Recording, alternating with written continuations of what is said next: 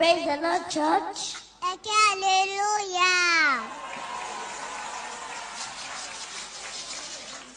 Clap your hands for Jesus. Father for Jesus. Some people are not clapping.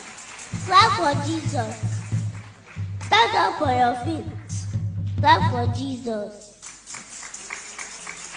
Father,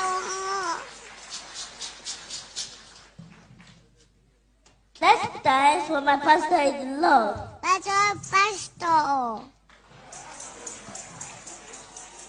Wow, this auditorium is beautiful.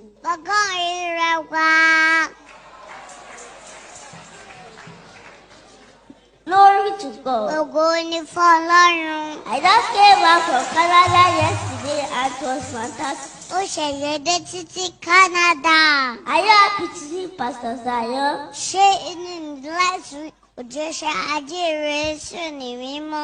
Listen to this announcement.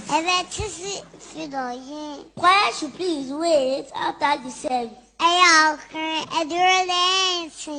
Anytime you want to read, go to the toilet. Don't read around the church premises, and God will bless you. Today, I want to talk about a pure heart. For a better understanding, I would like my interpreter to read Psalm 24.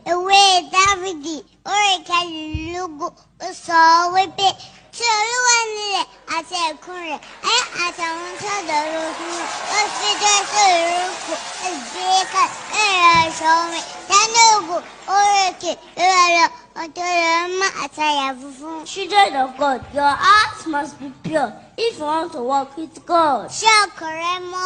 Don't deceive yourself, and God will bless you. Let us pray. My Father, help me. Prayer. Help me. Help me. Help me. Help me. Help me. Help me. In Jesus' name we pray. We are going to pray again. You will not die. You will not die. You will not die. You will not die. In Jesus' name we pray. And God will bless you. God will bless your family. And God will bless your children. And God will bless everybody.